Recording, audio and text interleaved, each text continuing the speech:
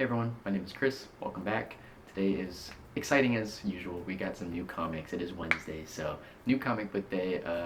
Pretty few decent polls here. A really interesting one on top we'll start with. Not going to take too long, but just if you didn't see my last week's new reader recap, or the one that I guess just uploaded 2 days ago, yesterday, whenever it was, I am going to be ending the new reader recap series, and instead of doing a video dedicated to everything I've read, I'll just be, from now on, in the beginning of these videos, I'll be doing sort of a more brief, condensed recap, just going quickly over the things that I've read, and I might pick one or two things that really stood out to me to kind of go in depth on. But other than that, from now on, for the beginning of these videos, I'll be doing discussions of basically everything I've pulled from the week prior. So next week, beginning new issues, new week, you will be seeing me discuss most of these. And then, like I said, if there's any I read off camera that I really like and I want to share about, then I'll pick those ones and I'll discuss them in depth.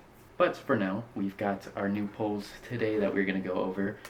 Like I said, starting on top, we got a pretty interesting one. To be honest, it was a little bit of a lighter week. I have a couple issues here. Like, these two are old absolutes, or not like super old, but just absolutes I'm behind on. The rest of these are from this week. So let's get started right on top. Like I said here, let me open this actually. So here we've got the Ice Cream Man. It's called the Mortal Coil Shuffle, and this is a comic book, believe it or not. So I've never read the Ice Cream Man before, any of it. I am reading Superman the Kryptonite Spectrum, which is the same creators, I believe, but other than that, I don't know anything about it. I don't know if I'll need to know anything about it.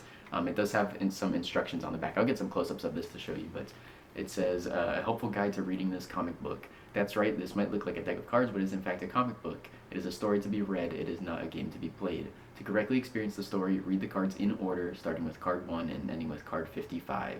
The cards come packaged in sequence and are also numbered for your convenience. Do not shuffle the cards. Doing so is tantamount to ripping the pages from a book and then taping them back together all jumbled and out of whack.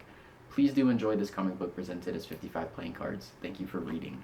So yeah, it is quite literally just a deck of cards, and I guess inside each of the cards is going to have comics on it. Panels, text, I'm not too sure. We will see. So I'll probably read this one in this video, I'm not going to lie, but we'll start with that one. Next up we've got Circus Maximus.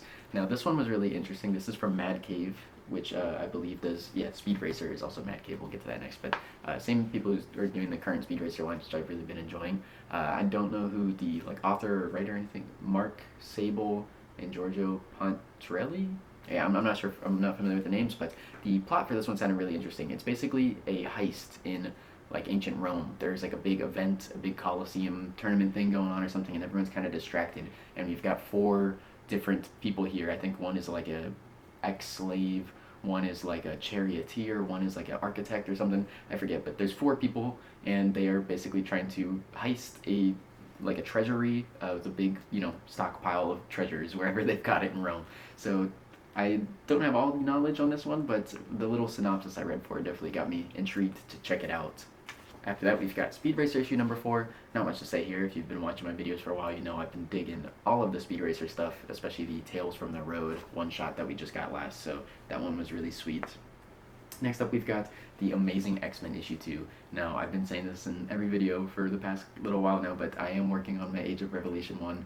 I've got sort of the cut going. I'm just working on the rest of the edit, so I should have it hopefully up this week, but I guess kind of spoiler, you're seeing some of the stuff that I'm pulling or continuing. But Age of Revelation, we got Amazing X-Men issue number 2. Issue number 1 was really great. This is following the same line from issue 0 in the Overture, so I really wanted to continue that one. Next up, we've got Binary from the Age of Revelation. There was a couple of different Age of Revelation title drops today, but Binary was one that I really wanted to see immediately what happened next. We got Batman number 3, Matt Fraction's Batman. I really liked issue number 2 with Robin and everything that was going on. I'm very curious to see what happens this one, what kind of story we get. I really enjoy the standalone issue by issue stories instead of one big, continuous line. But staying in the same vein of Batman here, we have got DCKO's Knightfight. Now this will probably be, apart from the Ice Cream Man deck, the issue that I'll be checking out today in this video, because it's just, I gotta know what happens. It's out of all of these, I'd say it's probably what I'm most anticipating is what's happening in this, so I'm really looking forward to it. We got the default A cover here, and then we have also got the variant C cover, I believe this one is. So yeah, we got 2 of those. And last but not least, for our new polls today, we've got Absolute Green Lantern issue number 8. It says a new story starts here, so I'm really looking forward to that. Last time, like I said, we kind of got some pretty big reveals at the end, and we're finally expanding, branching out from the one singular event we've been reading about. So I'm really looking forward to see where we go with the rest of this series. And like I said, I got 2 more sort of like late polls here, but I've got Absolute Wonder Woman and Absolute Superman issue number 12 for both of them, because I'm behind. Both of them I've got to read like the whole series all the way through front to the back, and I'm finally catching up. I know Wonder Woman number 13 just came out recently, and Superman 13 dropped today, so I'm very close to catching up. I just got to actually read them now. So like I said, for my Age of Revelation video, I plan on having something similar for the Absolute Wonder Woman coming, because I do want to catch up with them, and specifically Wonder Woman, I know by issue 15 I think is supposed to be crossing over with Absolute Batman, so I definitely want to do it before we get to that point. So yeah, I got some catching up to do for sure, but that's going to wrap up all of our polls for today. Like I said, nothing super hefty, still a decent few. I only got those other 2 Absolute titles because it was a little bit lighter, and I wanted to, catch up, like I said. So we're going to crack this bad boy open and see what we got going inside. Alright, so here we've got Ice Cream Man, the Mortal Coil Shuffle, a comic book and 55 playing cards. Get our back here, the instructions. Like I said, it is a comic book. It is meant to be read, not played. Do not shuffle your cards. You would not want to, bend and destroy the pages of your comic book. So don't do it here. Let's get this popped open.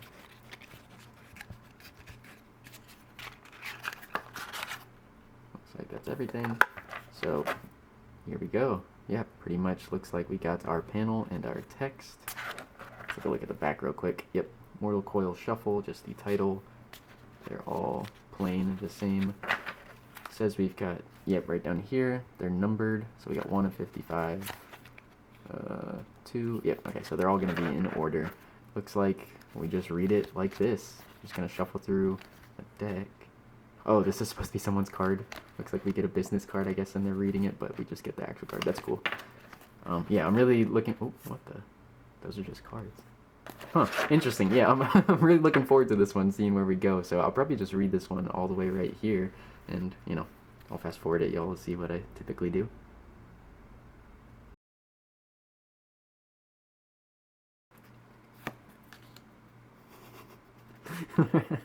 They just fine, throw an Uno reverse in there, why not?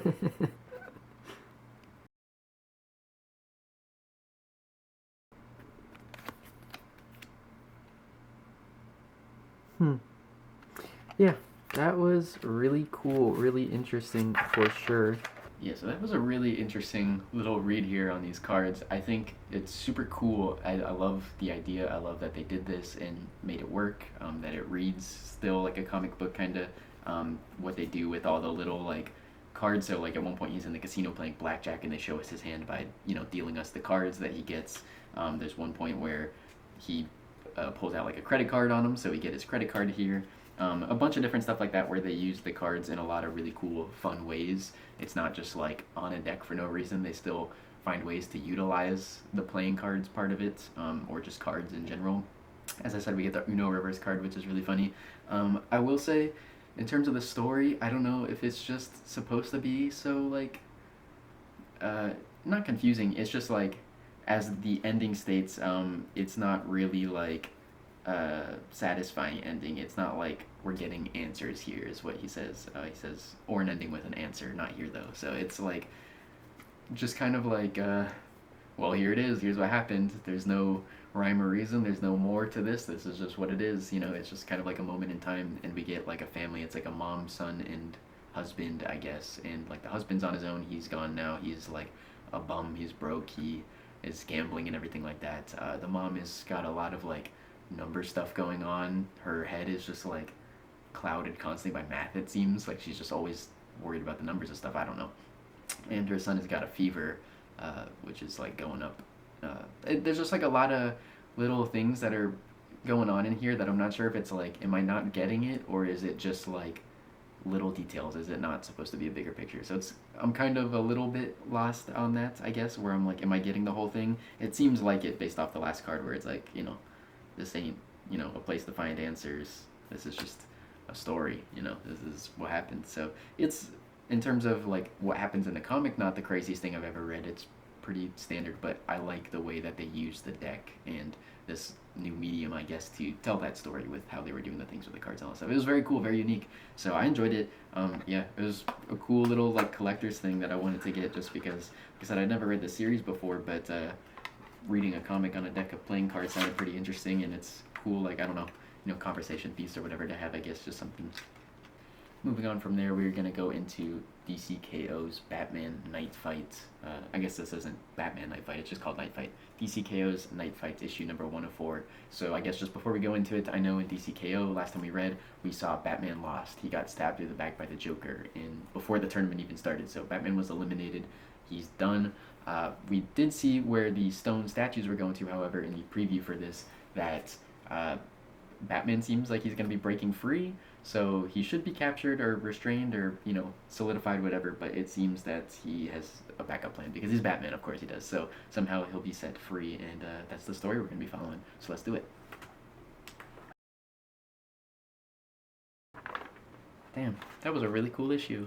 I was thinking, like, because all the other, like, DCKO tie-ins, I guess, have been pretty loose as far as the tie-ins. It's like, here's our own story, but it's happening while DCKO is going on, so here's, why those heroes aren't involved in this, basically. But this is, like, very much feels like it's kind of going on alongside DCKO, which I really like.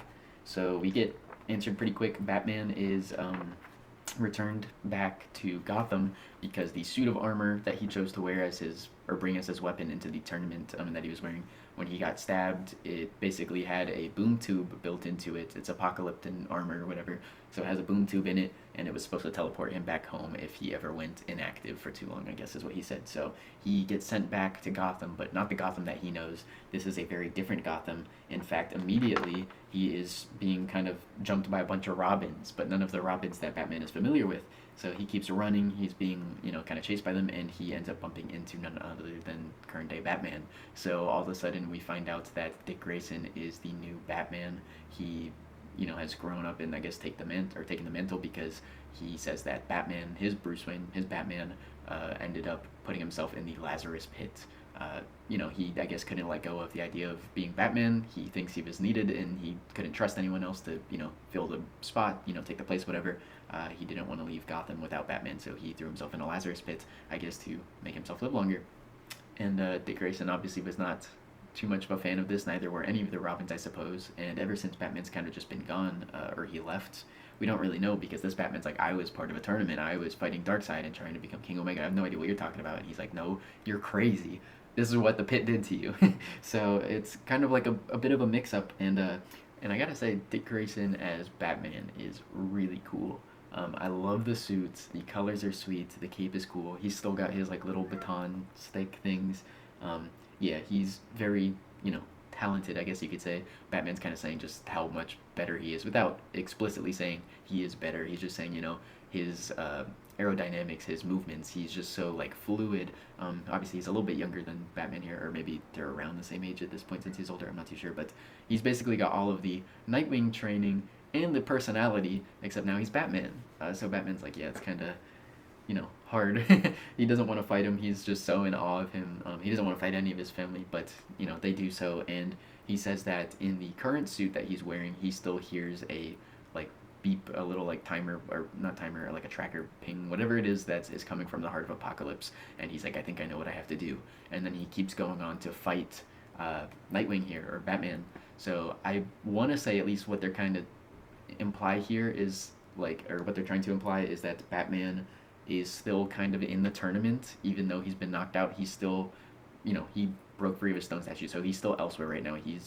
Although he's in Gotham, it seems he's still connected, and I think that's why he decided he has to keep fighting, because if we remember the whole point of this tournament, they have to fight to the end, they have to be the winner, they have to do it ruthlessly, they can hold nothing back, they have to go all in, and I think that's what's happening here, because he, the whole time he's saying how much he cares about his family and his sons and everything and how they mean the world to him, and he's so happy to see, that he was able to accomplish all of this without him being Batman. But at the same time, he has to keep fighting, he has to keep going, and I think that's because of the tournament and whatever's going on with his suits. The final, last little reveal here that we get at the end, when they're fighting each other is Batman asks Dick, he's like, what happened to your brothers, where are they? And he's like, you know what happened, you could only be the one Batman, there couldn't be any other, so you killed them. And we flip the page and we see them all as stone statues here in front of a big pink structure in the background. I don't know if that's just like city stuff or if that's supposed to be something that we're gearing towards for the future, something to do with Apocalypse, I'm not sure. But yeah, they've got giant 3 Robin stone statues erected in the city in honor of them. So no idea what's going on there. Pretty crazy how, that's obviously the same stone statues we saw for everyone else in the tournament, but if Batman killed them, how did they end up there as those stone statues if it had nothing to do with the Apocalypse stuff, So really cool.